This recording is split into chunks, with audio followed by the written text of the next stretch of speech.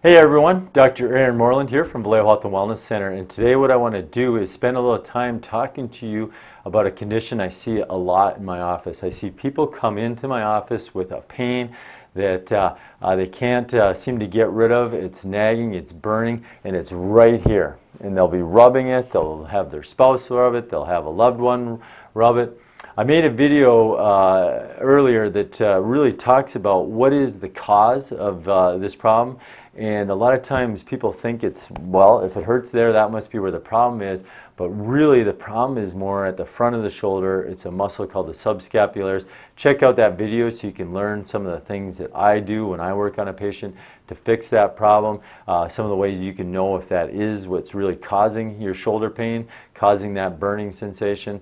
But today what I want to do is show you some exercises that you can do to help that. What we first need to realize is that the problem is in the front, not in the back, but the back usually needs to be strengthened. The front, these muscles are so strong that they're pulling the shoulder forward. And so what I'm going to do is show you some exercises to stretch out the front. I'm going to show you some exercises to strengthen the back, and I'm going to show you some exercises that you can do throughout the day that can be helpful. It doesn't cost a thing to do them. You can do them while you're at work, so you can get paid to do these exercises. So what I'm going to do first is I'm going to show you some exercises that you can do to stretch out these muscles. So what I see a lot of times is people doing this. It's tight back here, so they're constantly stretching that muscle, but really that's actually the wrong thing to do.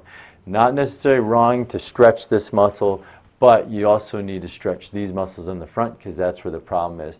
So one of the muscles, the chest, the pecs, I think we're all familiar with getting in a doorway and stretching like that, or going up against a wall, stretching like that. That's a good stretch to do.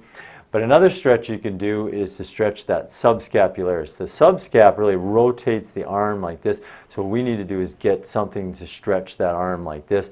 In the video I show with Dr. Ryan about where that problem is, I show an exercise or a stretch that you can do to stretch it, but you usually can't do it on yourself. I'll show you a way you can do it though, is that if you grab, like say something like your kitchen cabinet, what you want to do is just rotate the arm like this. So grab onto the cabinet, and what you're trying to do is rotate the arm, not trying to stretch out the pec. So what you're trying to do is, again, stretch it that way.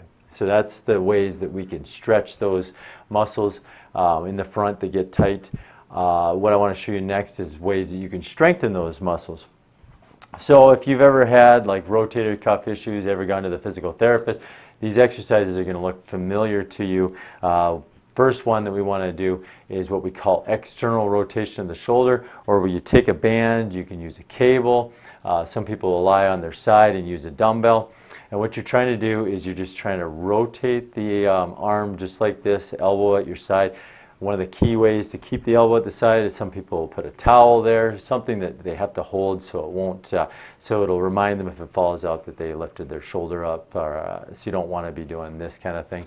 You just want to keep it and pivot it just around through external rotation, okay?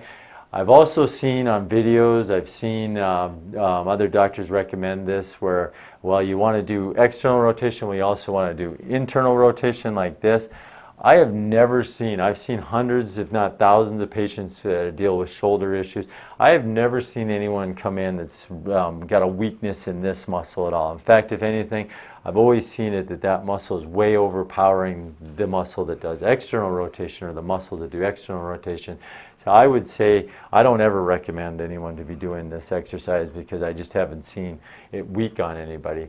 But definitely this exercise. Next exercise I'll point out, I don't see a lot of people actually subscribing or prescribing this one, but I think it's a really good one. It's bringing the arm at 90 degrees and then externally rotating the shoulder like this. Now this is not an easy movement to do. This red band might be too much, so you may want to go with more of a lighter resistance like the yellow band. And basically what you're going to do is just keep the arm up at 90 degrees and then externally rotate that shoulder, okay? With these exercises, you're not looking to get huge muscles. These aren't muscles that you need to do a lot of weight with or anything like that. It's more about getting that muscle engaged and teaching it how to fire. So the amount of reps you'd want to do would be more that 12 to 15, and looking at 3 sets, 3 to 4 sets, and you could do these exercises a few times a week. Okay, maybe at first, especially if you're working with a physical therapist, they may want you to be doing it 3, 4 times a week, but I'd say a couple times a week it would be very beneficial to you. So again, it's that external rotation like this, it's external rotation like this, and then the final one I want to show you is some people would call it the sword in the sheath. And what you're doing with this exercise is you want that band hooked something down at the bottom of the floor. We have these bars here, but you may attach it to the bottom like a table, a chair. With the other one, you may put it in the doorway. This one here, it needs to come from the ground. So I've seen people even just stand on it. Another way to do it is to just hold the band at your hip. And what you want to do is pretend like you're pulling a sword out of a sheath. So if you pulled a sword out of a sheath, you wouldn't just come straight across like that. What you have to do first is come out like this and then all the way up like this. And one of the keys to this is as you're coming up like this, you are also externally rotating your hand. So it starts off with your hand right like this, and then it comes out like this, and you're opening up the arm like that. So that's the sword and sheath. Again, you may have to play with it. You may find that you even have to let that, if you are using it on your hip, you may find that you have to let it slide a little bit through because it gets so much resistance. And so just play with it. You want to have resistance all the way through it. You don't want it to be really slack at the start and have no resistance, and then it's not until you get to the very top that you have resistance. You want that resistance to go all the way through the motion. So even from the very start, you want to be pulling against resistance. Okay? So that's the sword and sheath. Finally, what I want to show you is something that you can do throughout the day. You can do it at work. You can do it if you're in school. It doesn't cost a thing. In fact, you'll get paid if you're working and you're doing these exercises. You're getting paid to do these exercises. So it's called YWTLs. We get into that hunched over posture. We get tight through here. We start thinking we should stretch like this. And really what we need to do is open up this area here. So a YWTL is just like it sounds. You're going to move into a position where you're going to look like a Y. So this here is the Y position. The key to this is you're trying to put your fingers through the ceiling. You're not tight anywhere else. You're not like this, like your neck's forward like this. You're shaking because you're trying to work so hard. It's just literally trying to put your fingers through the ceiling. Gets you out of that hunched over posture. So this is a Y. Hold it for about 10 to 15 seconds. Then you're going to move to the W position. You're going to squeeze your shoulder blades back like this. And then the key is you pull down with your shoulder blades, kind of like you're trying to put your shoulder blades into your back pocket. So just slide them straight down, squeeze it back together, hold 10 to 15 seconds. So that's the W. Then you're going to do the T. This here, the key to this is you don't just have your hands like this or like this. You're going to try to roll your thumbs back as far as you can and squeeze back and then down. So this is the T position, 10 to 15 seconds position. 10 to 15 seconds in this position. Then you're going to come out like this. Bring the arms in front of you. What I want you to do is externally rotate both arms, and then again, shoulder blades together, and then down. Some people would say it's like you're trying to pull your sternum up towards the ceiling, like someone's got a string. Either way, pull those shoulder blades back down. Sternum comes up. 10 to 15 seconds.